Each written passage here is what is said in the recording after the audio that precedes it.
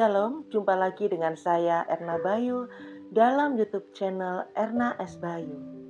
Saudaraku yang terkasih, jangan lupa like, comment, subscribe, dan share. Kali ini kita akan membahas tentang alergi. Banyak sekali kita mengenal atau mendengar kata alergi. Apa sih itu alergi? Dan bisa menyerang siapa saja? Dan apa bahaya daripada alergi? Kita akan kupas satu persatu serial alergi, dari alergi secara umum hingga alergi item per item dari produk-produk makanan maupun dari cuaca. Kita akan bahas dulu secara umum tentang alergi. Saudaraku yang terkasih, alergi adalah reaksi dari sistem kekebalan tubuh manusia yang kita sebut sebagai sistem imun terhadap zat tertentu yang seharusnya tidak berbahaya. Reaksi tersebut dapat menimbulkan berbagai gejala seperti pilek, ruam kulit yang gatal, atau bahkan sesak nafas. Zat pemicunya adalah disebut alergen. Pada kebanyakan orang, alergen tidak menimbulkan reaksi pada tubuh. Namun pada orang yang memiliki alergi terhadap alergen, sistem imun akan mengeluarkan reaksi karena menganggap zat tersebut berbahaya bagi tubuh. Bagaimana reaksi alergi yang seringkali didapatkan oleh seseorang yang alergi terhadap sesuatu? Reaksi alergi yang muncul pada tiap orang tentunya berbeda-beda. Mulai dari reaksi yang ringan seperti bersin-bersin hingga reaksi yang berat, yaitu anafilaksis. Reaksi alergi yang muncul juga tergantung dari jenis alergennya. Alergi umumnya terjadi pada anak-anak dan biasanya akan mereda seiring dengan usia yang bertambah. Akan tetapi, beberapa orang alergi yang diderita masih muncul meskipun ia sudah memasuki usia dewasa. Penyebab dan gejala alergi. Zat yang menyebabkan alergi dapat berbeda pada setiap orang. Beberapa contoh alergen adalah debu, bulu hewan peliharaan, kacang, gigitan serangga, obat-obatan, bahan lateks, hingga keringat. Gejala alergi yang muncul pada tiap orang juga dapat beragam, mulai dari yang ringan hingga berat. Gejalanya bisa berupa bersin-bersin, hidung berair, mata memerah, gatal atau ruam kulit. Bagaimana dengan pengobatan dan pencegahan alergi?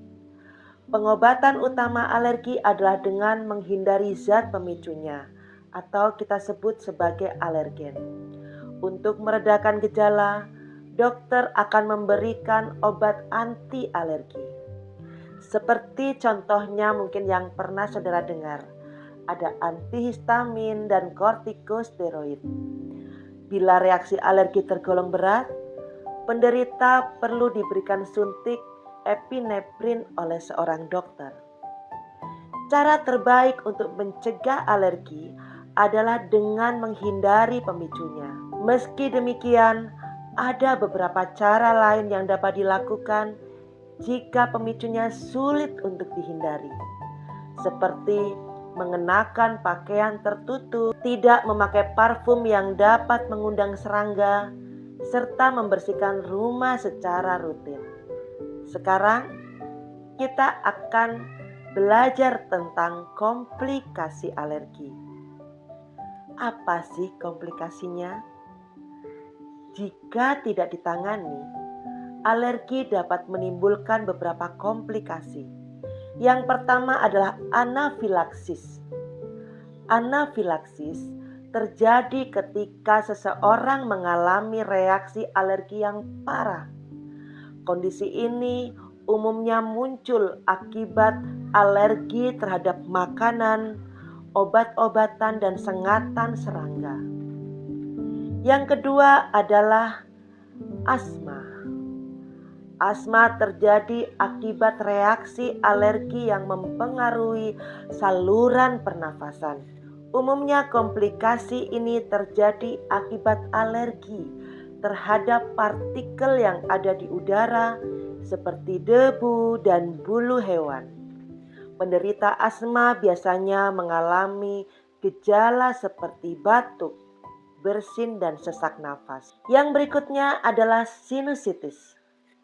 Alergi dapat menyebabkan peradangan di lapisan sinus.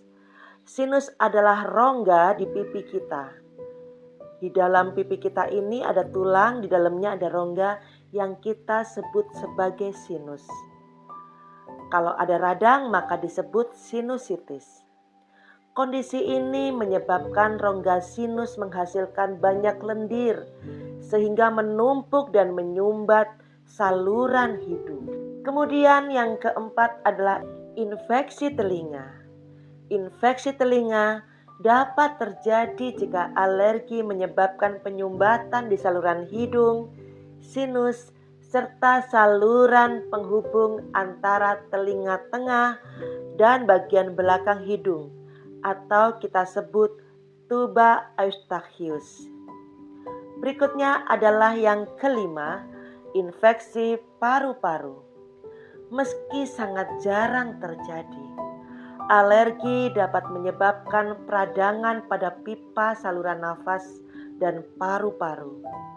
Akibatnya terjadi penumpukan sel darah putih yang dapat menyebabkan kerusakan pada paru-paru. Berikutnya yang keenam adalah malnutrisi. Umumnya malnutrisi atau kekurangan gizi dialami oleh anak-anak yang alergi terhadap makanan. Seperti alergi susu, alergi makanan dapat membatasi anak dalam mengkonsumsi makanan. Nah, demikian penjelasan tentang alergi secara umumnya. Nanti pada part 2, 3, 4, 5 kita akan membahas tentang alergi yang lebih spesifik. Terima kasih, Tuhan memberkati.